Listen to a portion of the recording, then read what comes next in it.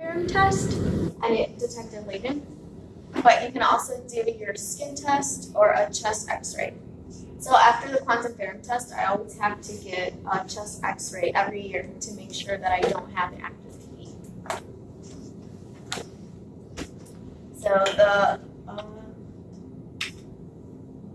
So when we get, have you guys practiced giving your TB injections? Yes. So there is three different numbers that we want to, when assessing, to see after the TB shot has been given. If it's a 5 millimeter or greater, it is considered positive for patients with HIV, with people who are immunosuppressed. And then if it's 10 milliliters or greater, it's considered positive for patients with IV drug use, recent immigrants from other countries, children younger than 4. And then if it's 15 milliliters or greater, it's considered positive for any person, including if the person is at risk or not at risk for TB. So usually there's different types of cocktails that is given to treat TB. Some of these antibiotics can be very harmful to your vision. So you want to make sure you're assessing the patient's not only respiratory status when giving them antibiotics, but you also want to check all their other head to toe.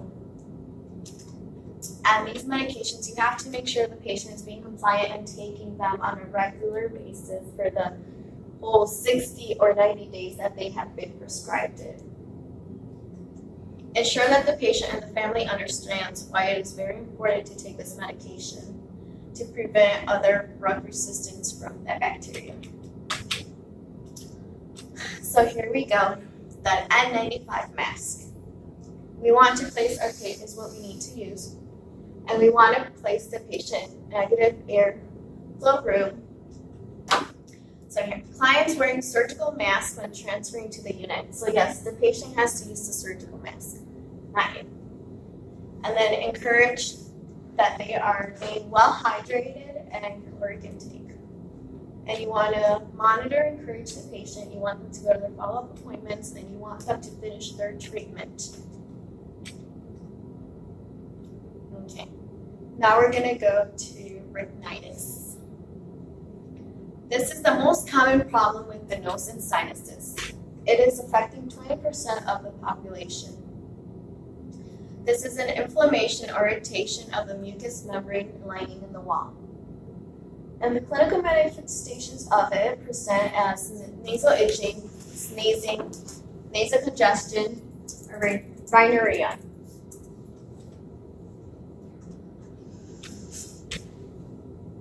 So this is, again, here's a picture of inflammation of the mucous membranes and sinuses filled with mucus. So,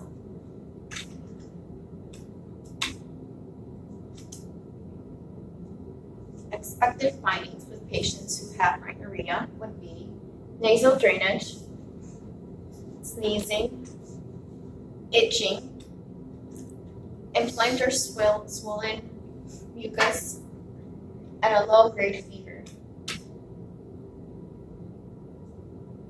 Management. So how are we going to treat rhinitis? If it's a viral cause, medications to relieve symptoms will be provided. We want to encourage hydration. We want to encourage a humidifier. And if we are going to give medications, it's going to be decongestants, steroids, antibiotics, and antihistamines. If it's acute, it will last less than 4 weeks. If it's subacute, it will last 4 to 12 weeks. And it's chronic, it's going to be greater than 12 weeks. So this is when there's an infection and inflammation of the paranasal sinuses. Where they have swelling of the mucosa, blocks drainage, or secretions. And this is often caused by bacterial infections. And the secretions they end up being filled in there, leading to infections. Here's another picture. So we have the healthy sinus and then the bad sinus. You notice all the yellow drainage that should not be there. That indicates an infection of the excessive mucus. And then the clinical manifestations will be turbulent nasal drainage. You're going to have nasal obstructions, not being able to breathe, headaches, tenderness, a cough, facial pain. Your sinuses are going to be swollen.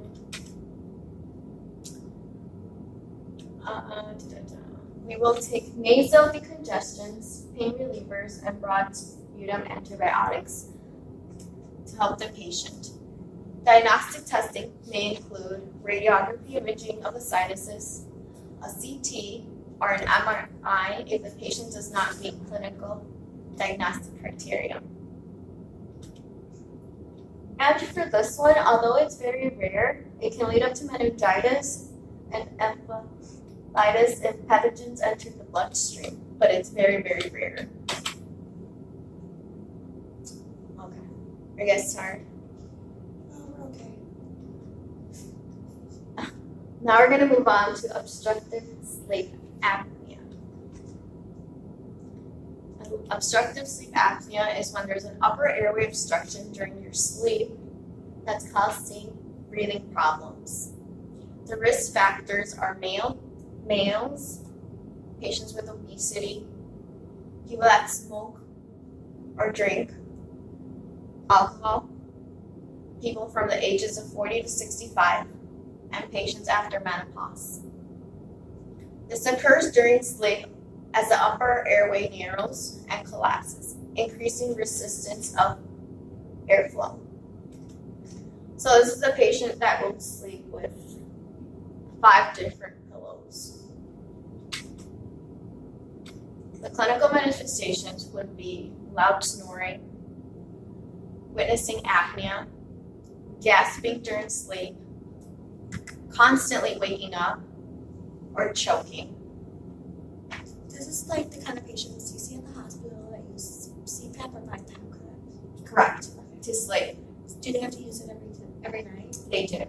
Continuous positive air pressure, the CPAP, that's what they have to use at night. And then the mask, you need to make sure that it fits them appropriately. So depending on the hospital you work at, if you do work with patients with sleep apnea, the respiratory therapist will usually come in at night and set them up for bedtime. But it totally depends where you work at. And they can have them at home, correct? And they can also use them at home. So you need to encourage and you gotta see if the patient knows how to use the CPAP. Because the CPAP is the first line of intervention. It's the big machine that it has tons of straps and it looks kind of scary. And patients will always refuse them, but you need to let them know, hey, you need this. You really do need this to sleep. Because then if they don't use it, it can lead to cardiovascular diseases and recurrent hypoxia. There's inflammatory issues and then so you just need to encourage them to use it. The use of a CPAP is the treatment of choice. Continuous positive airway pressure prevents a collapse of the upper airway. So again, it's going to prevent them from their upper airway being closed. Because the CPAP machine delivers a continuous stream of positive pressure, keeping the airway open.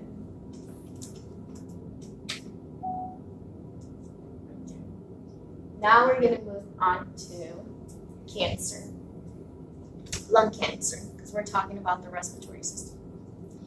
Lung cancer is the second most common cancer in both women and men.